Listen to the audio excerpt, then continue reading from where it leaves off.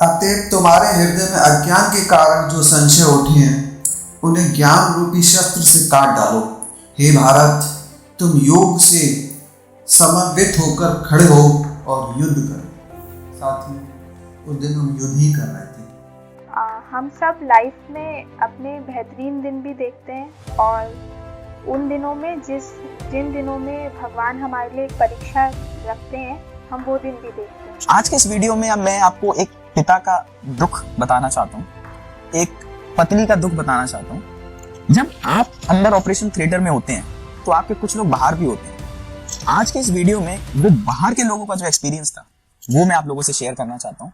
और मैं इस बात की गारंटी नहीं लूंगा कि आज के एपिसोड में अगर किसी एक की आंखों में आंसू आ जाते हैं तो उसके लिए मुझे क्षमा करिएगा, लेकिन ये कुछ टॉपिक ही ऐसा था, कुछ बातें ही ऐसी थी जो भी उनकी फीलिंग्स रही होंगी उस दिन जब वो बाहर बैठे हुए थे। आज मैं वो आपसे शेयर करता हूँ।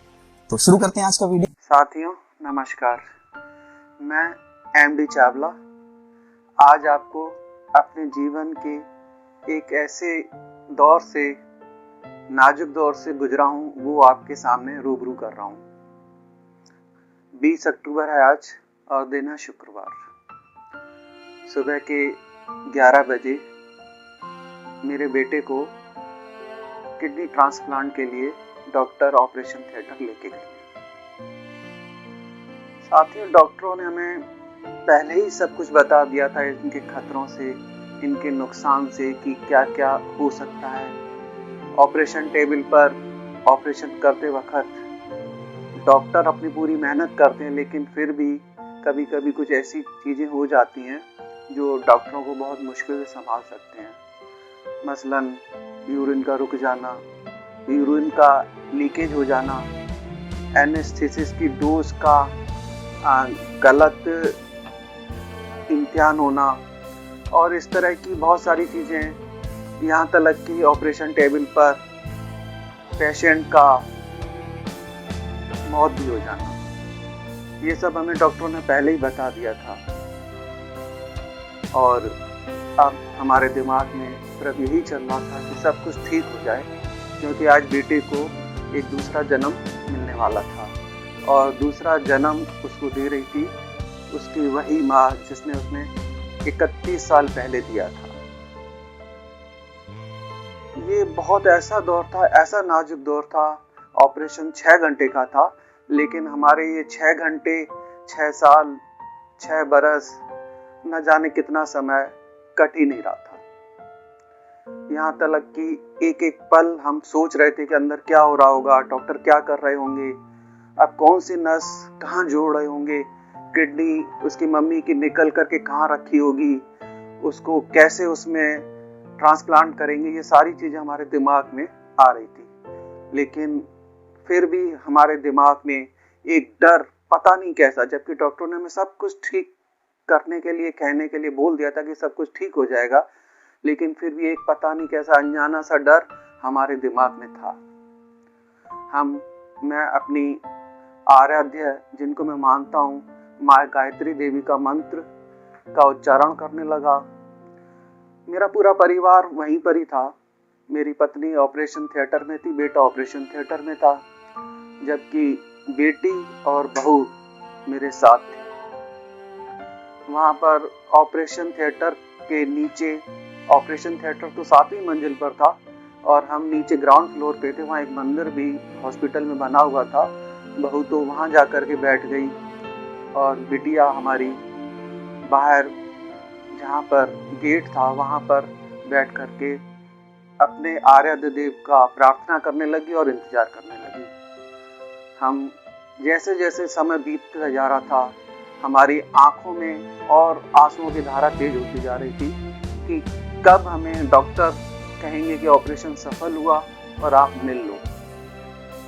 ऐसे करते करते 1 घंटा, 2 घंटा, 4 घंटा, 5 घंटा, 6 घंटे बीते और फिर एक ऊपर से कॉल आया कि सागर चावला का ऑपरेशन हो गया है और सागर चावला अपनी पत्नी वर्षा चावला से मिलना चाहते हैं। वर्षा ने आप देखा न ताप देखा, एकदम से बिना पास के ही ऊपर जाने लगी। गार्ड ने रोका तो उसको फिर पास दिया गया और वो एकदम बेतहाशा भागती चली गई। और जब ऊपर गई और वहाँ उनसे मिली। फिर ऊपर से जब मेरे को कॉल किया तो उसकी रोने की आवाज़ आई। जैसे ही उसकी रोने की आवाज़ आई तो मेरी धड़कनें ऐसा लगा कि रुक सी रही हैं और एक बेतहाशा तूफान सा मेरे दिमाग में आने लगा। मैंने कहा वर्षा क्या हुआ, तुम रो क्यों रही हो? तो बोली पापा सब कुछ ठीक हो गया है, ऑपरेशन बहुत अच्छा हो गया है। ये सुनते ही हम सब पता नहीं कैसे सबकी आंखों में आंसू आ गए। और तब तक वर्षा हमारी बहू भी नीचे तलक आ गई थी, वो सीढ़ियों से ही मेरे को कॉल किया था उसने। और बिटिया और हम तीनों आपस में गले मिल गए और सब बेतहाशा रो रहे थे। साथियों, ये किडनी ट्रांसप्लांट एक मजाक नहीं है। मैं सभी से निवेदन करूंगा कि अपनी किडनी को बचा करके चलें। जैसे जैसे डॉक्टर कहते हैं उनके जो भी जैसी भी सलाह दें उनके कहने से चलें, समय से दवाई लें। आज मेरे बेटे को दूसरा जन्म मिला है ताकि दूसरे किसी की किडनी खराब ही न हो, ऐसी सबको व्यवस्था करनी चाहिए। साथियों, हमने वैसे तो अस्पताल बहुत घूमे, हर डॉक्टर, आगरा का तो हर डॉक्टर से परामर्श लिया, जयपुर, सूरत, चेन्नई, दिल्ली, नोएडा, गुड़गांव। लेकिन जब हम सर गंगाराम हॉस्पिटल पहुंचे तो हमें वहाँ का पता चला सक्सेस रेट वहाँ का 99% सक्सेस रेट है। तो हमने सब कुछ छोड़ करके हमने फैसला ले लिया था कि गंगाराम में ही कराएंगे। वहाँ के सीनियर डॉक्टर, हालांकि वो हिमाचल प्रदेश से हैं, डॉक्टर DS राणा बहुत ही सुलझे हुए और बहुत सिंसियर और सीनियर डॉक्टर थे। जब हमने उनसे कंसल्ट किया, सब उन्होंने हमारे पेपर देखे तो उन्होंने कहा चिंता मत करिए, बेटा बिल्कुल ठीक हो जाएगा। और बहुत ही अच्छे से डॉक्टरों ने संभाल लिया। डॉक्टर सुधीर चड्ढा, डॉक्टर अविनाश गुप्ता और जो उनके और सपोर्टेड थे, सब ने बहुत ही अच्छे से, बहुत मेहनत से इस ऑपरेशन को सफल किया। और हम आज अपने बेटे के साथ, उसके नए जीवन के साथ, दूसरे जन्म के साथ बहुत ही प्रसन्न हैं, बहुत खुश हैं। मैं तहे दिल से सर गंगाराम हॉस्पिटल के सभी डॉक्टर्स का, सभी स्टाफ का, सभी लोगों का तहे दिल से शुक्रिया अदा करता हूं। अतएव तुम्हारे हृदय में अज्ञान के कारण जो संशय उठे हैं उन्हें ज्ञान रूपी शस्त्र से काट डालो। हे भारत, तुम योग से समन्वित होकर खड़े हो और युद्ध करो। साथियों, उस दिन हम युद्ध ही कर रहे थे, अपने आप से, अपने विचारों से, अपने आसपास के वातावरण से और अपने हालात से। और इसी तरह से हमें उस युद्ध को जीतना भी था, विजय पाना था। एक बाप होने के नाते मुझे अपने आंखों में आंसुओं को भी नहीं डालना था, बाहर नहीं निकालना था, आंसुओं को अंदर ही रखना था। मैं जानता हूं अगर मेरी आंखों से एक आंसू भी निकला, मैं परिवार का इस वक्त बड़ा हूं तो मेरा परिवार न संभल पाएगा। इसलिए मुझे अपनी आंखों के आंसुओं को अंदर ही रखना था। ट्रांसप्लांट होने से पहले जब पैनल ऑफ डॉक्टर ने हमें सारी चीजें समझाई, बताई, हर चीज खुलकर के बताया। हालांकि मैं जानता था कि ऐसा कुछ भी नहीं होने वाला, मुझे पूर्ण विश्वास था अपनी माँ गायत्री पर, ऐसा कुछ भी नहीं होगा। लेकिन फिर भी जो डॉक्टरों ने कहा, उन्होंने अपने बचाव में कहा, अपने प्रोफेशन के हिसाब से कहा, लेकिन उन्होंने कहा कि ऐसा ऐसा भी हो सकता है।